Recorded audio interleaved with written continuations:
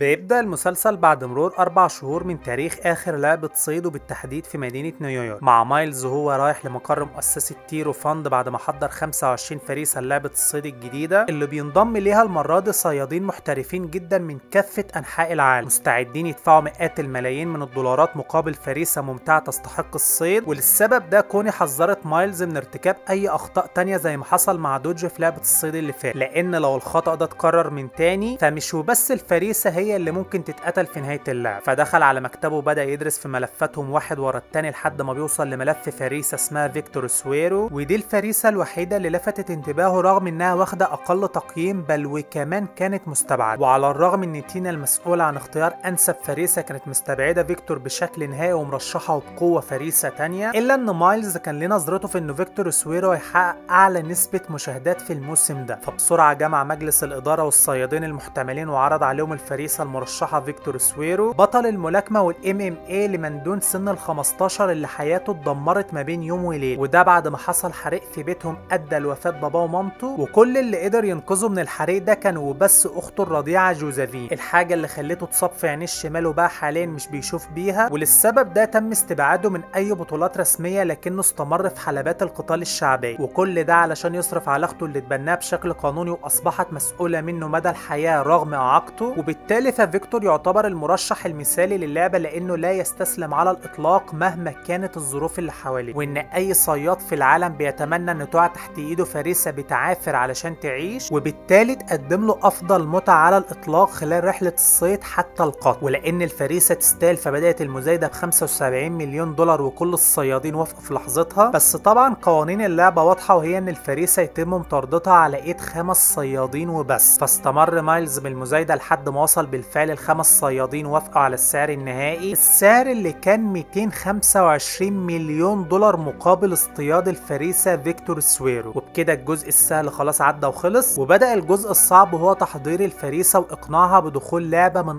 اخطر الالعاب على الاطلاق. وبعد مرور شهر ونص تقريبا بيكتشف فيكتور بالصدفة ان جوزافين اخته شغالة من وراه عند تاجر اسلحة ومخدرات اسمه تيمور، وكانت وظيفتها انها معاها شنطة الفلوس بتوصلها من بره علشان الشرطة والكمائن والكلام ده، لحد ما المرة دي اتسرقت منها في المترو وكان فيها مبلغ 500 ألف دولار. وتيمور كان واضح جدا في كلامه انه يا اما الفلوس ترجع يا اما جوزافين هتكون عبرة لاي حد شغال معاه. وعلشان يثبت وجهة نظره قتل دراعه اليمين اللي سلمها شنطة الفلوس، فما بالك بقى هيعمل ايه في اللي ضيعت الشنطة نفسها. فيكتور قال لجوزافين تخرج بره وعرض على تيمور انه يراهن رهان عكسي، بمعنى انه يراهن ضد فيكتور في حلبات الملاكمة وفيكتور يخسر وبالتالي تيمور يكسب الرهان ويسترد فلوس. لكن تيمور كان عارف ان فيكتور ضعيف وبيخسر واي حد في المعتاد اصلا بيراهن ضده، واداله مهلة لحد اخر الاسبوع ده يرجع فيها ال 500 ألف دولار والا ساعتها هيشوف بنفسه ايه اللي هيحصل فوق. فيكتور قال له ده مستحيل، لا في بنك هيرضى يديني قرض ولا حتى شركة خاصة هتوافق لان ما عنديش اي ضمانات. فضحك وطلع له كارت مؤسسة تمويل اسمها تيرو فاند هتسلفه من غير ضمانات وبكده ملوش اي حاجة. فيكتور قال يجرب عادي مش هيخسر حاجة، وبالفعل كده على اخته وقال لها ان تيمور وافق على فكرة الرهانات العكسية وانه يخسر وكده. وتاني يوم بيطلع على مقر شركة تيرو فاند وهناك بيقابل مايلز سيلرس المدير التنفيذي اللي كالعادة كان عارف عنه كل حاجة بداية من طفولته لحد القتالات الشعبية اللي في العادة كان بيخسر فيه. وبدون مقدمات اداله كوتش جديد وعرض عليه الاشتراك في لعبة صيد، لعبة مدتها 24 ساعة بتحاول فيها الفريسة بيتم اصطيادها على ايد 5 صيادين، وطبعا نفس الشروط هي ممنوع الخروج من المدينة تحت اي ظرف ايا كان، وممنوع اي حد يعرف اي حاجة عن اللعبة ايا كان مين الحد ده، ولو خالف الشروط دي فاللعبة هتستمر مدى الحياة لحد ما يتم قتله على ايد احد الصيادين. اما لو نجا من الموت فهيكسب مبلغ 24.5 مليون دولار في اي حساب بنكي من اختياره. وعموما ما تخافش كده الاسلحة النارية ممنوعة، يعني الصياد لازم يقترب من الفريسة اللي هي انت يعني ويقتلها فيس تو فيس، وكالعادة الصياد ممكن يكون اي حد في اي مكان وبالتالي لازم يبقى حذر جدا من اي حد حواليه. فيكتور كالمتوقع رفض في البداية بل وكمان سرق 40 ألف دولار من صاحب المكان اللي شغال فيه وحاول يدوم لتيمور كمقدم حسن نية وكده يعني، لكن تيمور كان عاوز فلوسه كلها على بعضها وحالة، فبكده مفيش اي حل نهائي قدامه الا انه يوافق على الاشتراك في اللعبة دي. وبالفعل ودع اخته وساب لها الفلوس ونزل قابل مايلز في المكان المتفق عليه، اللي طبعا فتشه واخد منه كل متعلقاته واداله حاجة واحدة وبس هتكون معاه وهي الموبايل ده اللي ليه وظيفتين، الاولى وهي انه يتابع منه الايداعات اللي بتتحط في حسابه كل ساعة بينجو فيها من الموت، يموت. اما الوظيفة التانية والاهم هي انه هيبعت اللوكيشن بتاعه للصيادين الخمسة كل ساعة لمدة 15 ثانية، وفي اللحظة دي الساعة بتوصل ل 5:46 دقيقة بالضبط، وبتبدأ اللعبة وبيجري فيكتور بسرعة من المكان في محاولة منه للنجاة بحياته، لكن مفيش ثواني وبيلاقي فورد الصياد الاول بيجري وراه، فبسرعة دخل جري على استاد الرجبي ده واستخبى منه جواه. وبالنسبة لفورد فده ملياردير صاحب مجموعة شركات من اكبر شركات التداول في وول ستريت، بيصافي ثروة ما يعادل اكتر من 11 مليار دولار. والجديد اللي بنعرفه ان اللعبة دي مش وبس بيتم مراقبتها عن طريق الكاميرات المزروعة في كافة انحاء المدينة، لا دي كمان بيتم بثها بث مباشر على الدارك ويب لكافة المشتركين اللي بيحطوا رهانات على الفريسة سواء هتتقتل في النهاية ولا لا، ولو هتتقتل في امتى وازاي ومين من الصيادين الخمسة اللي هيقتل. فيكتور في الوقت ده كان مستخبي من فورد، لكنه قدر بعد شوية يحدد مكان، وبالسلسلة بتاعته اللي قتل بيها 7 فرائس قبل كده قدر انه يصطاد فيكتور، وبالفعل كان خلاص هيقتله، لكن من حسن الحظ ان السلسلة شبكت في سلك من السلوك اللي نازلة فوق دي، فبسرعة فيكتور كتفه بالسلك ده من رقبته ورفعه لفوق بحيث انه يختنق ويموت، وجري بسرعة من المكان. وكالعادة بيوصل كونيل علشان يتخلص من فورد، لكنه كان لسه على قيد الحياة، وفي اخر لحظة قدر انه يقطع السلك وينجو بحياته كالعادة بدون اي تدخل من كونيل. اما فيكتور فقرر انه يركب المترو بحيث انه يبعد نهائي عن الصيادين ويلقط نفسه شوية، لكن اللي ما كانش عامل حسابه ساعتها هو ان في واحد دخل وراه وقعد قدامه، بمجرد ما المترو دخل النفق طلع قطر من جيبه. فيكتور جري بسرعة والناس اخدت بالها، وطبعا معروف ان ممنوع قتل الفريسة في اي مكان فيه ناس او مراقب بالكاميرات، فملقاش اي حل غير انه يمشي بعد ما الناس اتلمت عليه وطردته من العربية، ومن ضمنهم الراجل المتسول ده اللي بمجرد ما بيبص فيكتور على رجله بيلاقيه لابس كوتشي رانر غالي جدا ونضيف كمان، وده لانه في الحقيقة مش متسول بل هو الصياد التاني مونرو، دكتور جامعي وطبيب تشريح معروف جدا جدا في فرنسا. اما الراجل الاولاني ده فكان راكب عادي جدا وكان خايف من منظر فيكتور، فطلع القطر علشان يدافع بيه عن نفسه بس مش اكتر. فيكتور جري بسرعة ومونرو جري وراه لحد ما وصلوا لاخر عربية فاضية في المترو، وكان من الواضح جدا ان مونرو محترف بدليل انه قتل لوحده 8 فرائس على مدار 25 لعبة لحد دلوقتي. بس فيكتور برضه كان ذكي وخرج بره العربية وقفل على نفسه علشان مونرو ما يوصلوش، لكنه ما كانش يعرف اصرار الصياد على قتل الفريسة اللي خلاه ينزل تكسير في الباب من جوه علشان يوصل، فبكده مفيش قدامه اي حل تاني غير انه ينط من العربية، وبالفعل عمل ده. بس زي ما قلنا الصياد مصر اصرار غير عادي على قتل فريسته لدرجة تخليه يرمي نفسه وراه من القطر عادي جدا. وعلى الجانب الاخر في المصنع اللي فيكتور كان شغال فيه، دوبري بيكتشف ان الفلوس اتسرقت من خزنته، فبسرعة بلغ الشرطة اللي جت وبدأت تحقق في الموضوع، وبفحص الكاميرات اكتشفوا ان فيكتور هو اللي سرقها، الحاجة اللي خلت دوبري ما كانش مصدقها اطلاقا. فبسرعة كلم جوزافين وحكى لها على كل اللي حصل، وقال لها تكلم فيكتور لانه بيرن عليه مش بيرد خالص. وطبعا فيكتور مش بيرد على دوبري ولا جوزافين لانه موبايله اصلا مع مايلز من بداية اليوم، فبعتت له فويس ميل عن الفيديو وانه سرق الفلوس وان الشرطة بتدور عليه، الحاجة اللي ارعبت مايلز للمرة التانية. وطبعا مونرو ما اخدش وقت وجري بسرعة على فيكتور اللي حاول يهرب منه لكنه ما عرفش، وزي ما قلنا انه كان صياد محترف جدا لدرجة انه اتغلب على فيكتور بكل سهولة. وبالنسبة لمونرو فما كانش بيحب يقتل فريسته بالطريقة العادية بل بيحب يعذبها اكتر وقت ممكن لحد ما تموت من التعذيب، والمرة دي اختار انه يعذبها بليزر حراري يسيح بيه جسمها حتة حتة لحد ما تموت من الصدمة. فيكتور طبعا ما كانش قادر انه يتحرك سواء من التكتيفة او من شدة الألم، لكنه بياخد باله من القضيب الكهربائي اللي مفروض انه بيشغل المترو مكتوب عليه ممنوع اللمس فولت عالي جدا، فضغط على المضرب المعدني اللي في ايد مونرو فاتفتح وخبط في القضيب ده، وبمجرد ما لمسه اتصعق واتنطر من مكانه ومات متفحم من شدة التيار الكهربائي. وفيكتور ما بيستناش في المكان وبيهرب بسرعة في نفس اللحظة اللي كونيل بيوصل فيها علشان يتخلص من آثار اللعبة، وبالفعل دمر بصمات ايديه واسنانه وولع في جثته وبعدها مشي من المكان. وبعد شوية بنلاقي ان فيكتور دخل غرفة العمال ينظف نفسه ويعالج جروحه بشنطة الاسعافات الاولية اللي جوه، وبيتصل عليه مايلز وبيعرفه كل اللي حصل وان الشرطة حاليا بتدور عليه، وبالتالي فطبقا للقوانين لو تم القبض عليه فاللعبة هتستمر مدى الحياة لحد ما يتم قتله على ايد صياد من الصيادين الخمسة. الحاجة اللي عصبت فيكتور اللي فيه اللي مكفيه اصلا، فرزع الباب اللي اتقفل عليه كمان وما عادش راضي يتفتح، فمايلز قال له يتصرف ويخرج بسرعة لان اللوكيشن بتاعه اتبعت للصيادين ومفيش للصياد اسهل من فريسة محبوسة في قفص لقتلها. وبالفعل فورد كان وصل فوق لكنه كان فاكر ان مونرو هو اللي قتل فيكتور لحد ما بيكتشف العكس، وبمجرد ما شاف كونيل زعق فيه لانه ما انقذوش لما كان هيموت، رغم انه عارف انه كونيل ما ينفعش يتدخل سواء للفريسة او الصياد. الحاجة اللي عصبت فورد اكتر كواحد مستثمر اكتر من 2 مليار دولار في اللعبة لحد دلوقتي، فاخد نضارة كونيل وكسرها قدامه وسابه سابه ومشي لانه فعلا ما يقدرش يعمل اكتر من كده. وكل ده فيكتور تحت بيحاول يفتح الباب بالعده اللي موجوده في الاوضه، وبالفعل قدروا انه يخلع كل المفصلات ولسه هيخرج لها حد بيسحب الكرسي وبيقعد بره قدام الباب، وده يبقى تافت الصياد رقم 3 الملقب بالوكيل، وده لانه وكيل بالنيابه عن ملياردير ايرلندي كان بيلعب زمان لكنه حاليا كبر في السن وما عادش قادر يصطاد، لكنه مش قادر يستغنى عن ادمانه للعبه اللي حاليا بقت الحاجه الوحيده اللي عايش عشانها. عشان كده بيبعت تافت يصطاد مكانه وبيقعد هو يستمتع بمشاهده اللعبه لايف في القصر بتاعه في ايرلند. وتافت معروف بانه ما بيحبش يقتل فريسته باي سلاح لان متعه القتل الحقيقيه بتكون في قتل الفريسه بايدين الاتنين، بس المشكله هنا انه عارف ان فيكتور معاه اسلحه كتير جوه ممكن يستخدمها ضده لو دخل، فجاب بنزين وولع فيه من تحت الباب علشان يخرجه بره بالعافيه ويقدر يواجهه في مجال اوسع. وبالفعل خرج وقدر تافت بمهاره غير عاديه انه يتغلب على فيكتور اللي معرفش حتى انه يضربه ضربه، وكان بيخنقه خلاص هيموت، لكن فيكتور طلع معاه قماشه كان عليها كلوروفورم كان موجود في الاوضه جوه، كتم بيها نفس تافت لحد ما اغمى عليه واخد كل متعلقاته وهرب بسرعه من المكان. وكل ده وجوزافين لسه بتحاول تتصل على فيكتور لكنه مش بيرد، وبالصدفه لمحت شنطه الفلوس فاتصلت على دوبري فقال لها تيجي بسرعه لان كده في حاجه مش مظبوط. وبعد ما حكيت له على كل اللي حصل طلعوا سوا على تيمور لكنهم مش بيلاقوا له اي اثر نهائي لا هو ولا رجالته، وبنكتشف انه اصلا كان مأجر المستودع ده ب1,000,000 مقابل ان صاحب المستودع ما يسالوش حتى عن اسم. اما مجلس الاداره فعلى غير العاده بيستدعي مايلز خلال ما المطارده بتكون شغاله، وده بسبب المعلومات اللي وصلت لهم عن الشرطه اللي بتدور على فيكتور، وان ده يعتبر